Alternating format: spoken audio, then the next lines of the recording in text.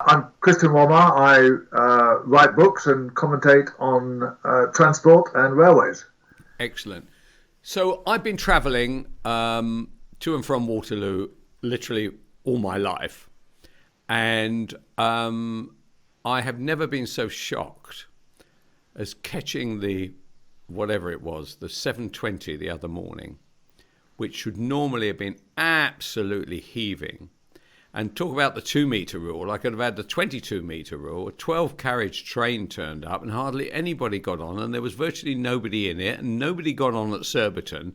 I arrive at Waterloo to discover that M&S, Waterloo is the biggest, is the most busy train station in Europe. The M&S is shut down there. There's a whole load of, Transport for London colleagues all sitting around doing nothing. I mean, this country cannot take a Waterloo like that.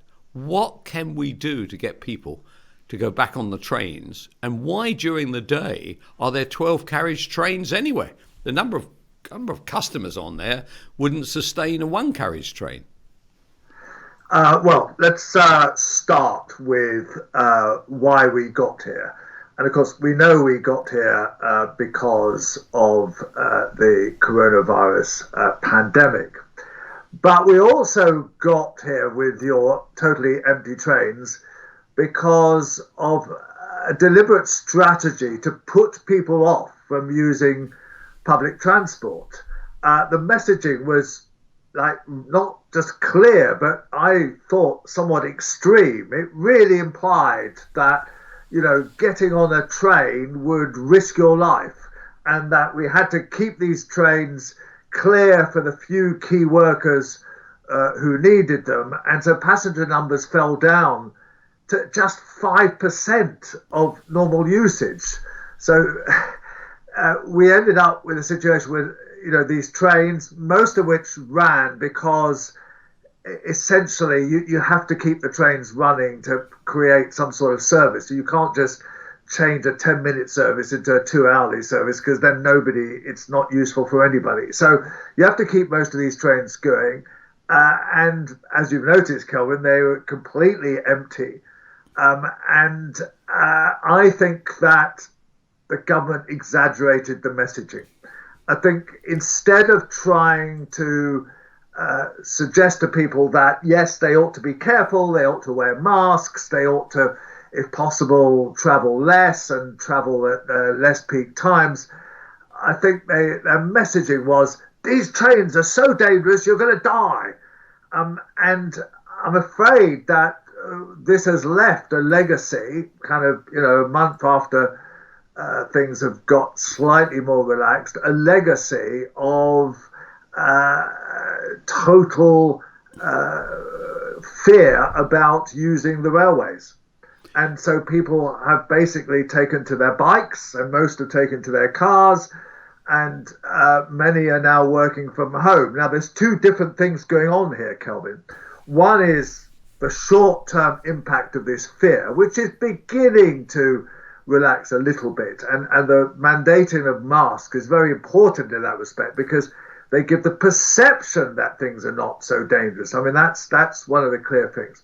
But the other thing that is happening, and we really don't know what the impact of that is, how many people are going to continue working from home. Or if they're not going to work from home 5 days a week, they may well work from home 2 or 3 days a week. And that will completely upset the economy of the railways. Well, all the railways have basically been nationalised now, okay? So when you say it's going to upset the economy, what it really means is that we're going to have less trains and less employees, aren't we? Exactly. I mean, at the moment, I know from personally talking to people in the government that there is a battle going on between the Department for Transport, which wants to ensure that services are not cut back dramatically, and the Treasury, which is really trying to reduce costs. Now, it's very difficult on the railway because, as you say, well, these trains are still running during the day and they got 12 carriages. Well, the hassle of kind of unhooking half the carriages and putting them back on again at rush hour and also the fact that they want to encourage people to use the railways and allow them to spread out on these empty carriages means that it's not really worthwhile to try and separate the trains in the middle of the day. And that kind of economics applies to the railways generally. The railways have huge, what's called fixed costs. In other words, costs that you just can't kind of get out of. You have to have a certain number of people at stations, you have to have the train driver, you have to pay for the electricity running the trains. So very little can be cut back without quite dramatic cuts in services. And I really don't think we want that, because we want the railways to be able to take up the slack once this panic goes over.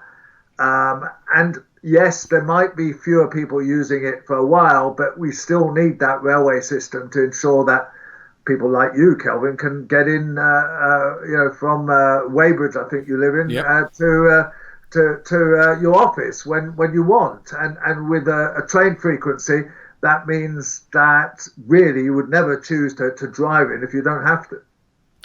Right, okay. So if we now look at it that we're all in this together, doesn't really matter what political colour you are. If putting your foresight hat on, when could we expect, all right, the equivalent of what was happening in February again? Or when can we expect at least 75% or 50 or 75% of our trains being full of people? I've been talking to my friends in the Department for Transport for that. Their best guess is that in next year, 2021, right, there might be 60 or 70% back to normal, provided that either the pandemic is finished or there is a vaccine, or that essentially we've developed some kind of herd immunity and the chance of catching it are low.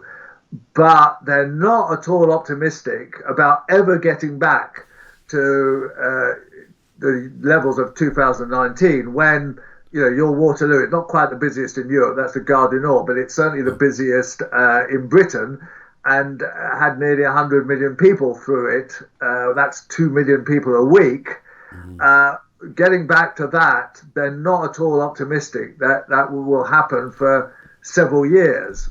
Okay, well, I was on the tube the other day, right? 5 o'clock, Northern Line, heading from Waterloo to Highgate.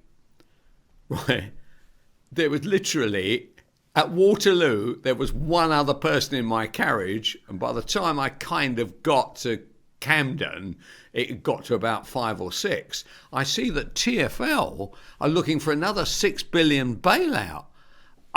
And they've already had, I think, a couple of billion already. Right? 3.5. 3.5. These are incredible numbers, unsustainable numbers for the economy generally, and for the London economy, they're a disaster. Yes, I'm aware of that, Kelvin. But it would be, I think, more disastrous to say to let Transport for London cut back or force them to cut back massive amounts of service. This is not a political issue. I really think that blaming Sadiq or blaming Boris or blaming the Tory government or the Labour mayor, I think this is all a nonsense. I mean, this is something that is completely unexpected and really no politician's fault. And we have to ask a question: do we want London to begin to return to normal, to be able to return to normal?